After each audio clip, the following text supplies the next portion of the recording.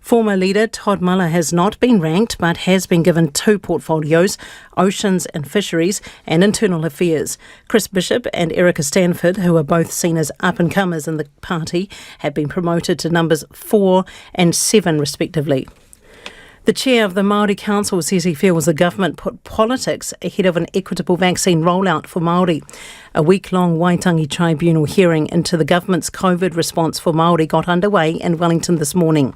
The council's chair, Peter Fraser, told the tribunal he feels cabinet decisions about the rollout and the move to the traffic light system gave little heed to how it would affect Māori. He says a response tailored to Māori would have benefited everyone, but the government succumbed to the threat of a political backlash. The risk about Māori getting left behind because of a slower uptake in vaccination for a range of reasons. Also, the real concern that there needed to be a Māori target. And so there is a decision somewhere within government, and again, it's not for me to speculate where that is, where that was explicitly rejected. The hearing is set down for all week, with the Crown responding on Thursday. COVID testing is underway at Devon Intermediate today. The school linked to 5 COVID discovered cases in New Plymouth last week. 130 tests were completed this morning and 259 tests over the weekend. Yesterday, 355 vaccinations were delivered, 76 of them first doses. The vaccination rate across the province is now 91% for first doses and 84% for second doses. More than 80% of adults with attention deficit disorder are struggling to get the help they need.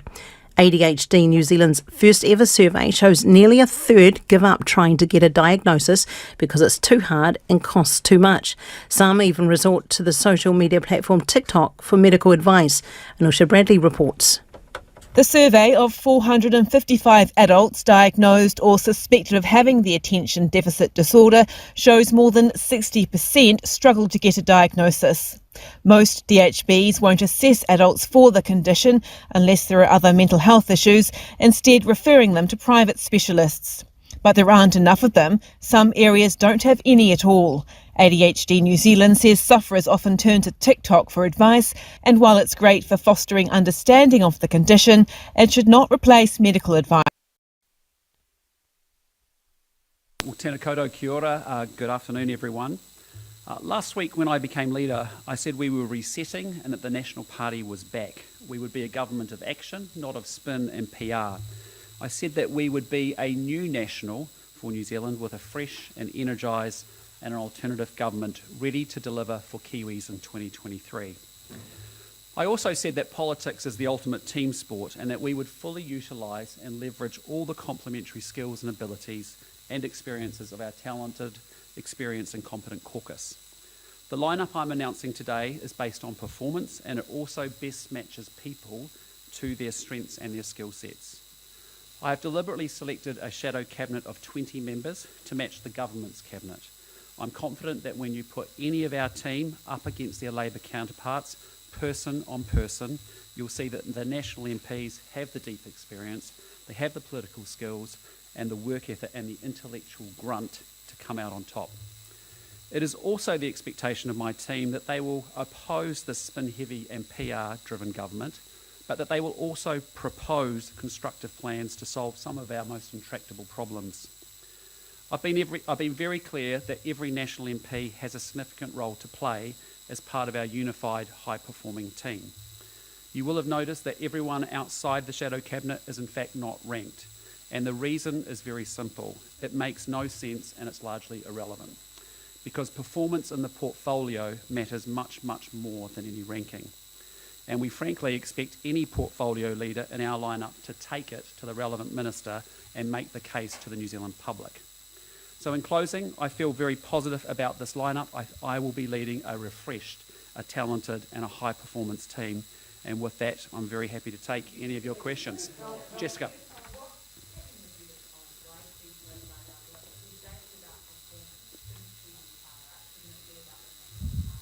Well, look, fundamentally, Judith is, as I said, we would use all the talents of everybody in our caucus.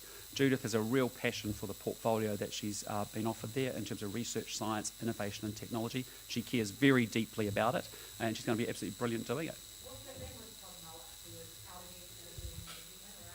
So Todd left our caucus. He now is wanting to caucus with us again, which is fantastic, and I've assigned responsibilities for him. He's excited to be back, and we're pleased to have him back.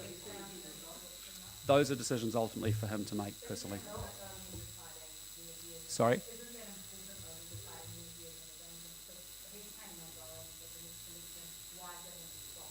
No, because everybody, as I said from the get-go, has something to offer our team.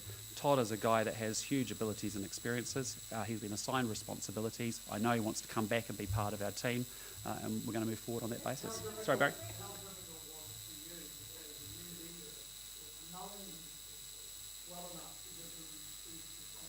Well, what I'd say is over the last 12 months, I've seen and observed and watched these people up close. The fact that they've selected me as their leader, we know each other well, and I've been able to see where their strengths and where their real expertise lies. And I think if you go through the logic of how we've ended up with people on those assignments, I think it's pretty clear. So to be honest, from my point of view, the message has been clear. We'll use everybody. I've watched people who have been ranked lowly perform fantastically against ministers over this last 12 months that I've been here, and I've got every confidence our team will do that.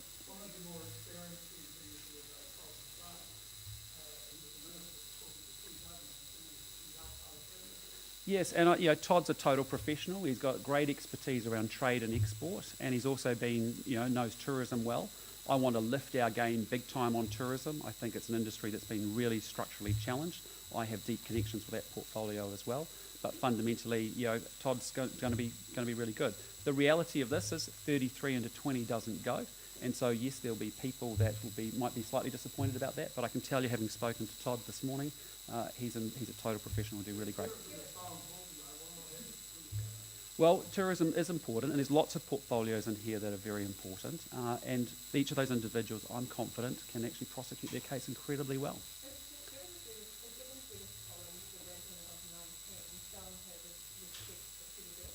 Yes, I think so. I think Judith has, as I said, got a lot of really great skills. She's a very experienced person. She's got a lot to offer us as our team, and I can tell you, Judith is very satisfied with that, and I am too.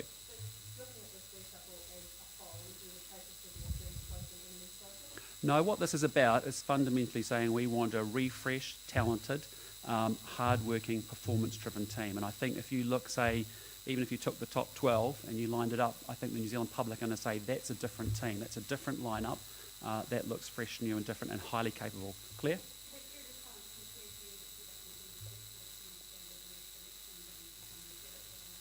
We haven't had those conversations. That Judith will make those decisions in her own course about what she wants to do for 2023 and beyond. But her intention, as I understand it, she's carrying on in 2023, and that's fantastic.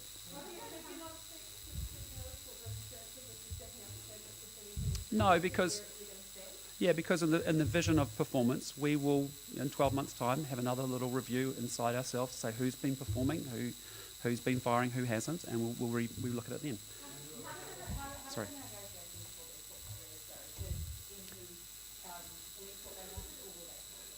No, I actually called each and every individual, and talked to them about the justification for why I wanted them to do that work and do that portfolio. And they were, again, very productive, constructive conversations. You have to understand, from last Tuesday, we have had a hard reset. Everybody understands we're playing this as a team, and we're going to use the skills and abilities of everybody in it. And as a result, the conversations have been very positive, very constructive. People get it.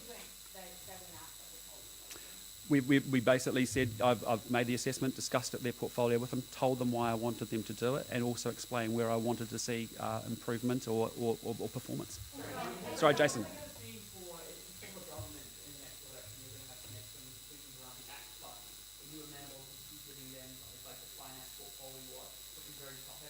Well, I can tell you right now, almost a week into this job, my focus is on rebuilding the National Party and making it as strong as it can be to make a case to the New Zealand people that you can trust us as a strong, viable alternative government.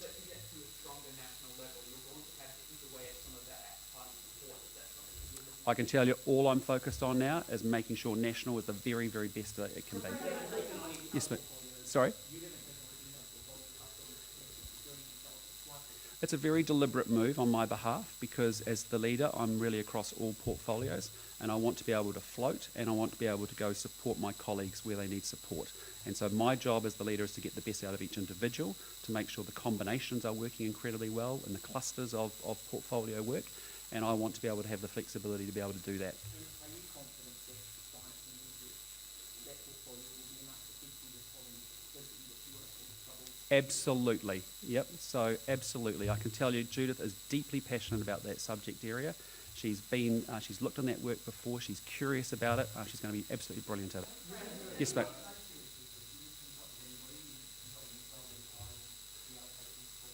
I had discussions with people close to me, like Nicola, like Simon Bridges.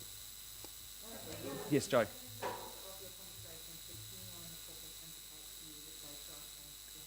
No.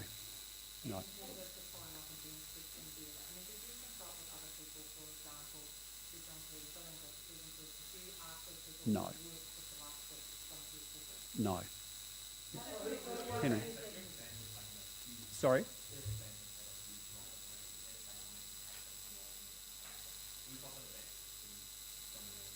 I think if you look at, there's 3 people that I think have made, very, very good improvements over this run, and that's a very deliberate attempt to do what I said I would do, which is, reward performance.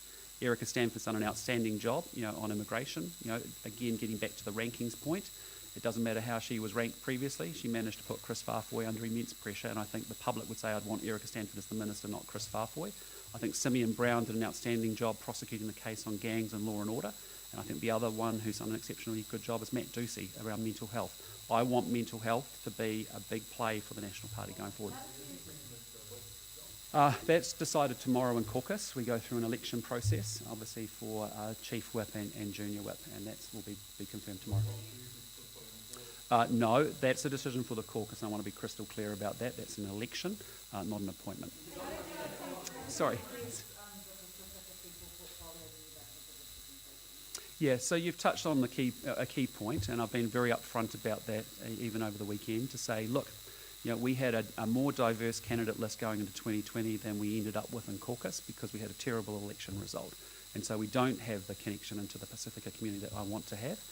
Shane Retty, when having spoken with people in the community, they feel that he is a great representative of the National Party and will be able to be accepted in that community.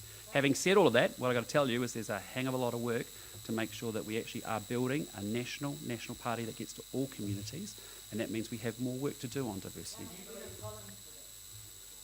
It was just because really Shane has huge standing, he's got great mana, and he's a very dignified individual, and he connects well with the Pacifica community. Henry.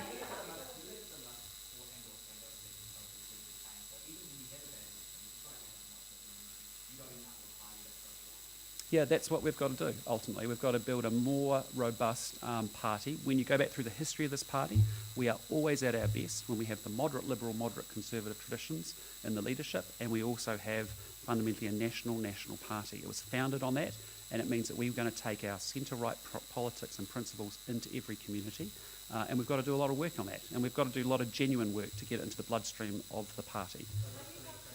Sorry, Jessica.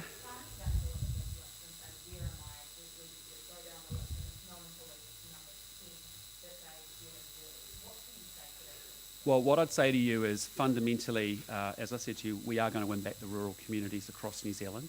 Barbara Kuriger has done an exceptionally good job when you talk to, and I've spoken again to the rural community leaders and different industry groups about her performance. She's been exceptional and she's incredibly well received. Equally, we've got talent like Nicola Grigg sitting with Barbara, working on many of those portfolios as well. The combination of that will be excellent. Yes, but I can tell you right now, again, Nicola's not sitting at 30. That's unranked from 20 down. All I've done is, it's basically seniority when they came into year and alphabetized. But please don't read that as a rank because it's not how we're thinking about it.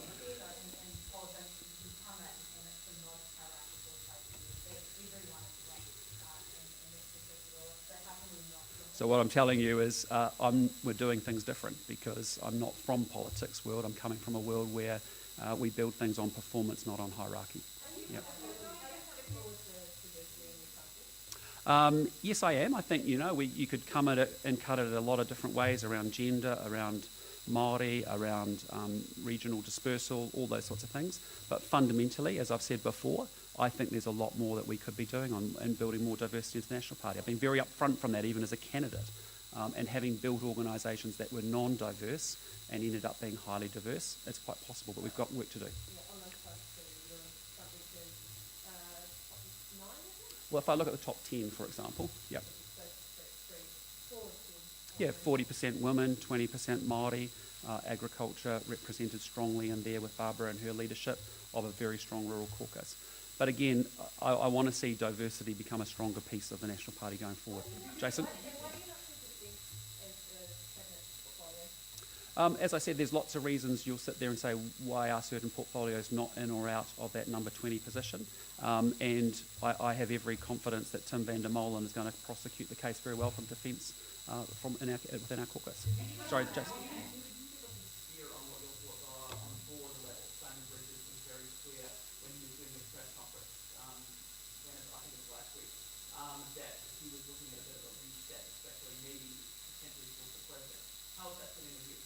Sorry, with respect to the National Party board, those are decisions for the board. I can be really honest with it, those are decisions for the board, and as a new leader, I'm obviously I will join that board in due course and play my role as a director as well as leader of this party. Sorry, mate.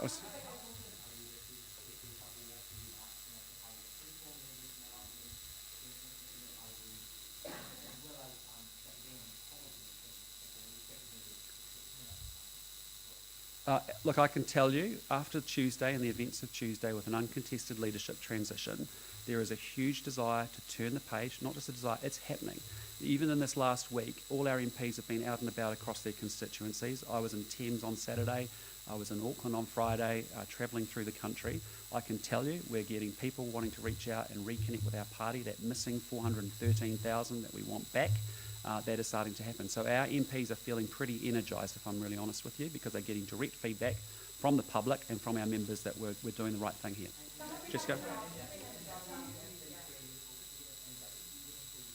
Absolutely, yeah. Jackie Dean has got a great role. She carries on as Assistant Speaker and Conservation. I spoke to Jackie. Our thoughts are with her, particularly with a case that's before the courts at the moment. But she's fantastic. Sorry, I'll just go to Jessica.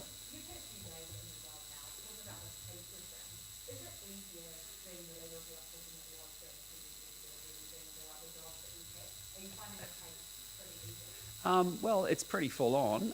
Initially, in the first period of time, as you'd understand, I mean, you don't always have the supporting structures in place. We're working very hard in terms of an NLO team that will get some high quality people to join us in that space. And again, we're going to get the structure of that right. Then we'll get the right people in place. And then we'll get that sorted. Likewise, you're still working through your caucus lineup, and then dealing with you guys in the media is always a challenge for that first week anyway. So, I'm loving it, absolutely loving it. I mean, I'm someone who needs to be wired, ready to go, 24/7. So this is fantastic. Sorry.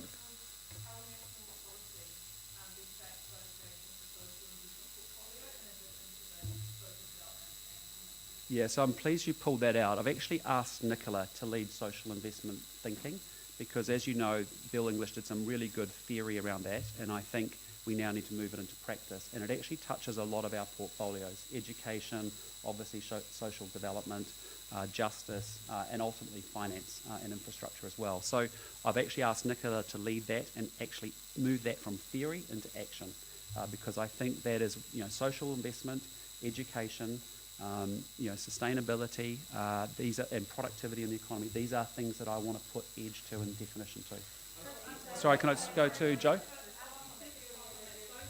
Sorry.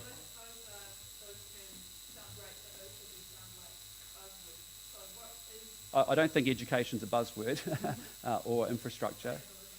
Well, climate change, clearly. But what I mean by that is that social investment is, I'm a big fan of it, and I like the idea of targeted support to help people who are leading challenged and messy and complex lives.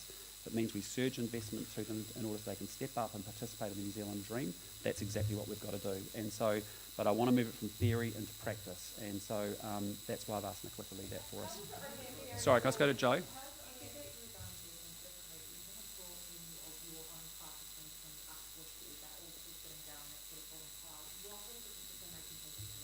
Well, what I'd say to you is that class of 2020 is a pretty talented bunch of people. They've come to this parliament having done some pretty phenomenal things outside. I actually think, when you look at Penny Simmons with all their expertise in tertiary education, when you look at Simon Watts with his understanding of finance and his work in healthcare, but predominantly in the economic space and finance space, there's a huge talent there. So, for example, well, again, I'm not interested. I believe fundamentally that Simon Watts, as a new MP, unranked, just remember it's unranked, is going to be able to prosecute local government and three waters in exactly the same way I could, sitting at number 31 or whatever I was.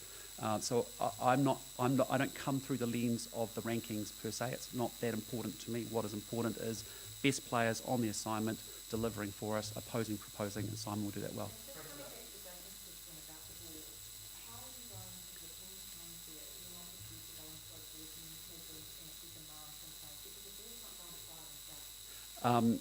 I haven't joined a board meeting yet, and what I can tell you is those will be conversations for the board, and we'll work our way through that. I want the National Party to be relevant to New Zealanders. I want 1 in 2 people to consider us their party to vote for, and we need to continue to do the work here in the caucus. We need to do the work in our political management, and we need to continue to do the work in the board. I can tell you, I want the National Party to continue to evolve, and that's all I have. Sorry, go ahead, Tom. Sorry.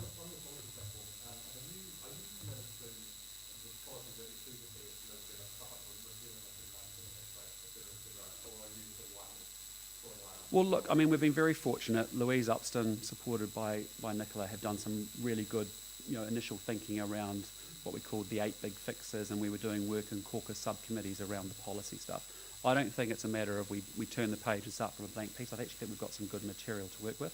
I'll take this summer to reflect on exactly how we want to take our policy development forward.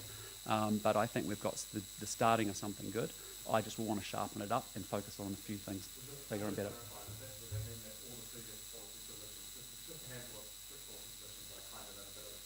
No, everything stays as it is, but what I say is I'm shaping out for 2023, making sure we focus on the things that really genuinely matter most. Sometimes we've been a little bit all over the place, not all over the place in a policy sense, but we've been focused on many things.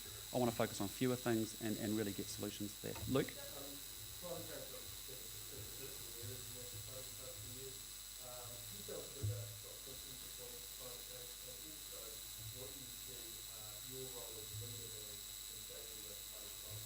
Yeah, well, look, what I'd say to you is my assessment of climate change here in New Zealand is that you have a Labour government that makes declarations but actually doesn't deliver climate change. Emissions have gone up. We've got more coal than we've ever had. We've got lower levels of renewable electricity. And so you can talk about a bumper sticker and a declaration, but you're not actually following it through. My observation of the Green Party is that it's become less focused on the environment in recent years than what it historically was. If I look at the UK Conservative Party and the position that it's built with respect to climate change, I think that has used centre-right politics and principles to be able to advance climate change really well. If you're in the UK, you tend to vote, if you're concerned about the environment, you vote for the Conservative Party. And I don't think there's a reason. We are the people that fundamentally can say, here's the challenges and here's the plan by which we're going to deliver and improve that. And I want us to get into the management and the plan delivery of climate change in particular. Sorry, Claire? I want it to be a part of what we do because we actually have some really big challenges in that space, and that and we actually have to go to those problems and actually deal with them and actually develop the solutions and plans to do that, and we can uniquely do that as a party. Sorry, I missed the question.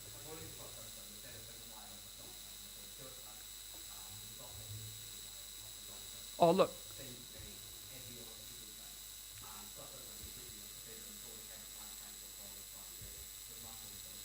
Well, I can tell you Scott Simpson gets what I'm thinking about, which is, take a steer from the UK Conservative Party to give you a feel for the direction of travel would be my big point at this point. The second thing I'd say is that Scott chairs our Blue Greens group, which is a part that both Simon Watts and I have joined and been very passionate about since we've come here as well. And I think he will deliver the clean, clear thinking that is needed to actually navigate climate change so we get beyond just the words and the emotion of it and we actually deliver outcomes really hard. Sorry,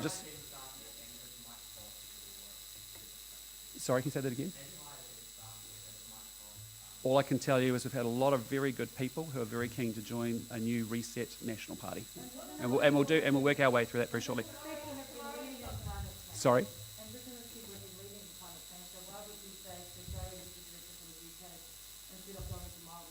Oh, I'm not saying that at all. I'm not saying that at all because you're right. A lot of the answers for climate change solutions here in New Zealand lie in Tau Māori, no doubt about it. What I'm saying to you in a political sense, the way that a centre-right party can legitimately talk about the environment's important. We will have deep engagement with Māori, and we need to build back those connections, and we need to, to be able to do that. Okay, last question. Yeah, looking forward to it. Look, I haven't had oral questions with the Prime Minister before. I'm sure it's going to be another new experience to add to the last week. I'm just fired up, ready to go.